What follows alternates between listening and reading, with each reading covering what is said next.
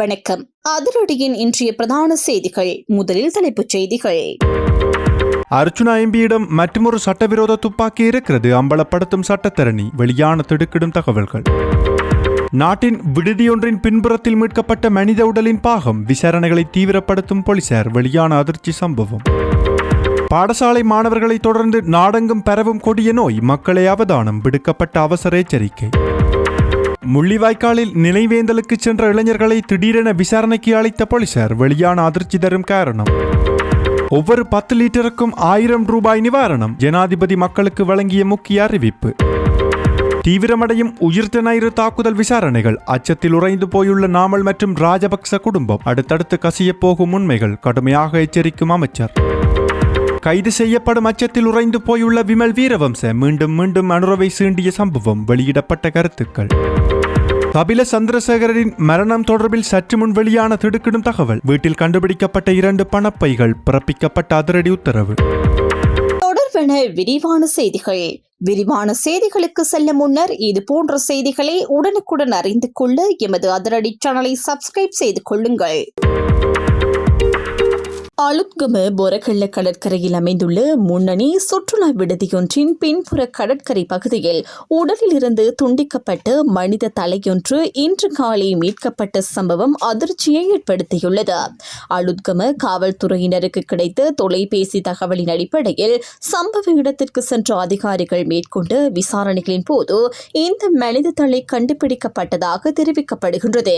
மீட்கப்பட்டுள்ள உடற்பாகம் ஆணொருவருக்கு சொந்தமானது என ஆரம்ப கட்ட விசாரணைகளில் தெரிய வந்துள்ளதுடன் உயிரிழந்த நபரின் அடையாளம் இதுவரை உறுதிப்படுத்தப்படவில்லை.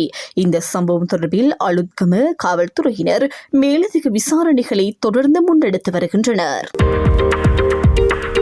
அம்பாறையில் நடைபெற்ற மக்கள் சந்திப்பில் உரையாற்றிய ஜனாதிபதி அனுரகுமார் திசாநாயக்க ஒவ்வொரு 10 லிட்டர் டீசலுக்கும் 1000 ரூபாய் நிவாரணம் வழங்க அரசாங்கம் தீர்மானித்துள்ளதாக அறிவித்துள்ளார். இந்த நிவாரண திட்டம் நேற்று முதல் அமுலுக்கு வந்துள்ளதாகவும் அவர் தெரிவித்துள்ளார். மேலும் தற்போது சந்தையில் 1 லிட்டர் டீசலின் உண்மையான விலை சுமார் 492 ரூபாயாக காணப்பட்டாலும் மக்களுக்கு இது 392 ரூபாய்க்கே வழங்கப்பட்டு வருவதாகவும் ஜனாதிபதி குறிப்பிட்டுள்ளார். கடந்த காலங்களில் டீசலின் விலை இதைவிட பல மடங்கு அதிகமாக இருந்ததாகவும் அவர் சுட்டிக்காட்டினார். அதேவேளை கடற்தொழில் துறைக்கு ஆதரவாக புதிய எரிபொருள் மானிய திட்டங்களும் அறிவிக்கப்பட்டுள்ளன.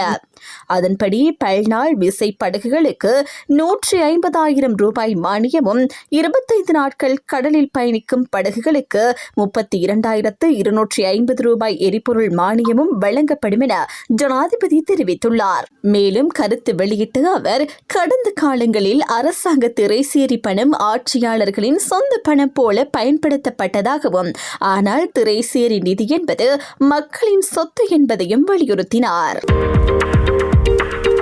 தெனியாய பகுதியில் ஆரம்பமாகிய மூளை காய்ச்சல் நோய் தற்போது நாட்டின் பல பகுதிகளுக்கும் பரவி வருவதாக விசேட மருத்துவ நிபுணர் பாலித்த கருணாபேம தெரிவித்துள்ளார்.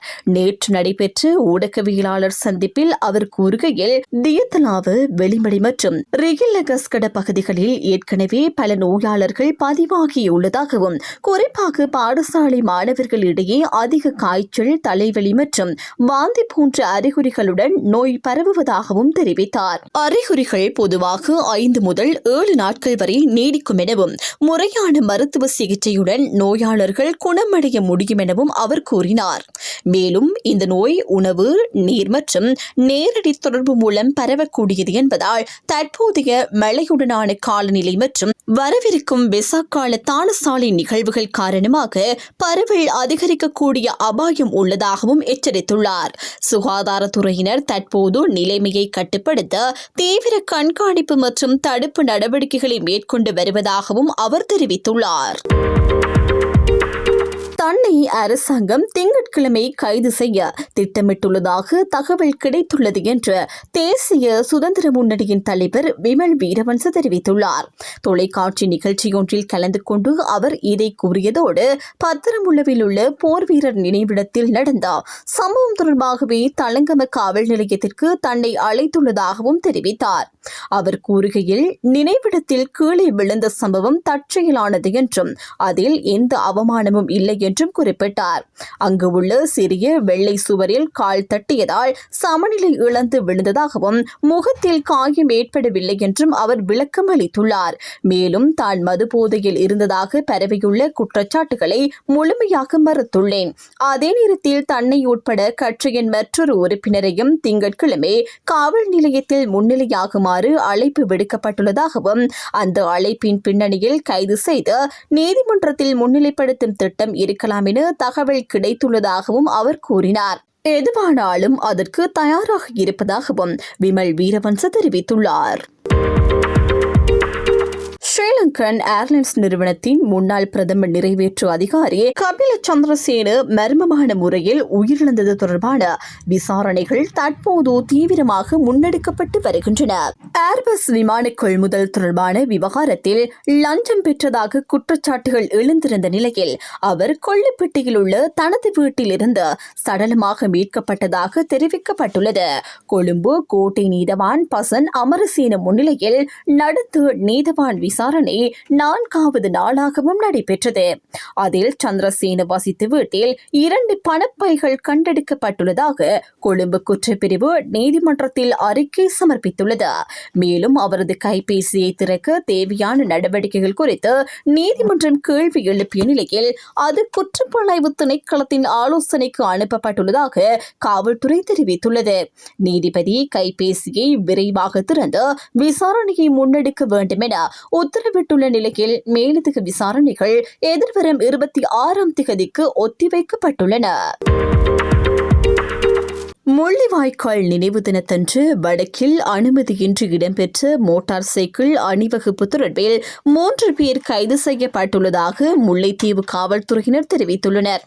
அந்த அணிவகுப்பில் மோட்டார் சைக்கிள் ஓட்டிகள் தலைக்கவசம் அணியாமல் போக்குவரத்து விதிகளை மீறி அபாயகரமான முறையில் பயணித்ததாக தெரிவிக்கப்படுகின்றது.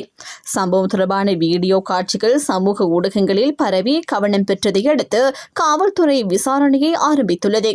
சிசிடிவி காட்சிகளை ஆய்வு செய்ததன் மூலம் சந்தேக நபர்கள் அடையாளம் காணப்பட்டதாகவும் பின்னர் கைது நடவடிக்கை மேற்கொள்ளப்பட்டதாகவும் காவல்துறை தெரிவித்துள்ளது. பதிவு எண்களை உறுதிப்படுத்துவதில் ஏற்பட்ட சிரமங்களால் விசாரணை சற்று காலதாமதமாகியதாகவும் தெரிவிக்கப்பட்டுள்ளது. கைது செய்யப்பட்டவர்கள் போக்குவரத்து விதிமீறல் மற்றும் பொதுமக்களுக்கு ஆபத்து ஏற்படும் வகையில் வாகனம் ஓட்டுதல் உள்ளிட்ட குற்றச்சாட்டுகளின் கீழ் நீதிமன்றத்தில் முற்படுத்தப்பட உள்ளனர். இது குறித்து மேலதிக விசாரணைகள் தொடர்ந்து நடைபெற்று வருகின்றன.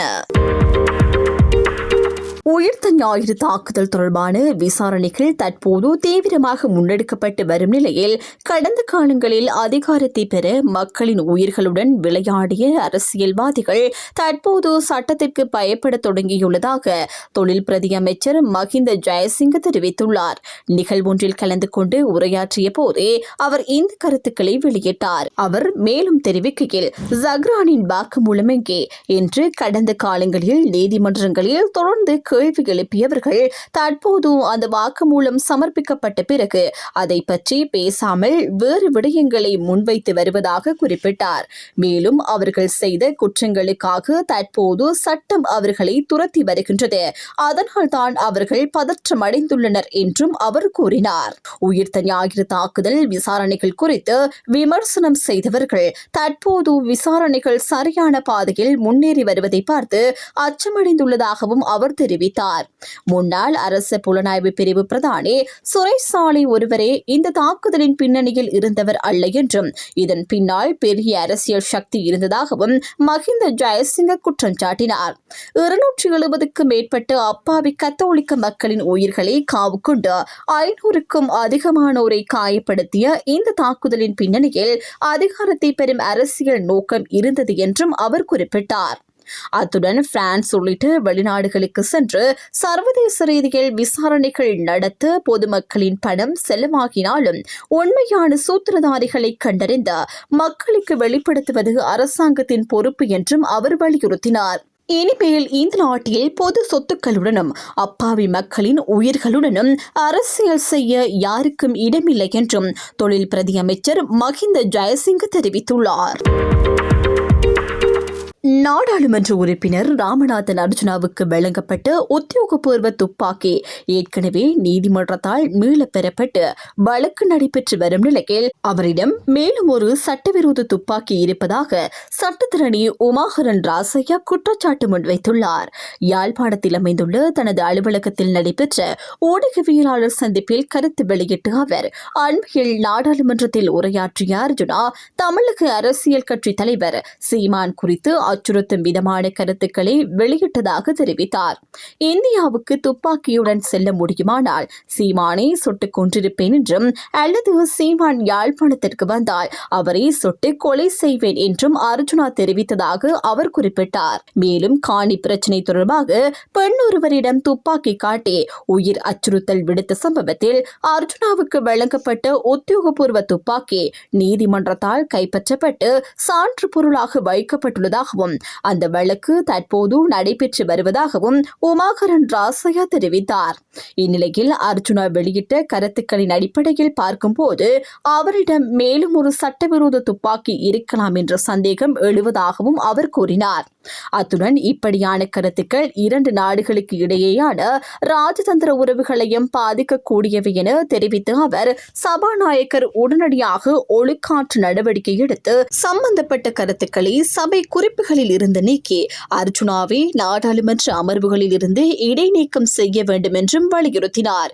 மேலும் தற்போது இந்தியாவில் சிலர் இந்த விவகாரத்திற்கு எதிராக கண்டனங்களை வெளியிட்டு வருவதாகவும் அவர் குறிப்பிட்டார். இத்துடன் அதிரடியின் இன்றைய பிரதான செய்திகள் நிறைவடைகின்றன. எமது செய்தி தொடர்பான உங்களுடைய கருத்துக்களை மறக்காமல் கமெண்டில் பதிவிடுங்கள்.